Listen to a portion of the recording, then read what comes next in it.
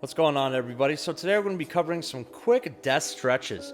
If you're working a desk job and you just need a little bit of movement in your day, I highly suggest first of all you stand up and get a little bit of walking in. But if you can't, here's some great stretches and exercise to get you through the rest of the day. Starting off, we're doing our seated piriformis stretch. So make sure that you have your chest up and you're hinging at the hip with one leg up in a tabletop position. So your ankle and knee should be in alignment, and you're going to hinge those hips back, and you should be feeling that stretch on that up leg side of your glutes. We're going to be holding that stretch for around 15 to 25 seconds. You can add another set if you'd like.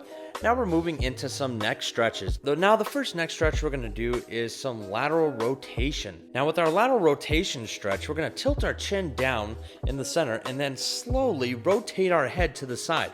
Once you reach a sticking point, hold that position for around 15 to 25 seconds on each side. Make sure that you're not doing more time on one side than the other. And next we're going to be doing our lateral flexion. Now with this stretch, you're going to tilt your chin down just like we did with our lateral rotation. And then you're going to grab the opposite side of your head and pull ever so slightly while tucking the chin. Once you reach a sticking point, hold this for 15 to 25 seconds. And then finally, we're going to do some scapular protraction, elevation, and retraction, depression. Now with this exercise, we're just going to roll those shoulder blades up and forward and then retract them and push them back into our back pocket. We're going to perform anywhere between 6 to 12 repetitions of this exercise, and this is great for especially loosening up those shoulders. I hope these exercises help, and let me know if y'all have any questions.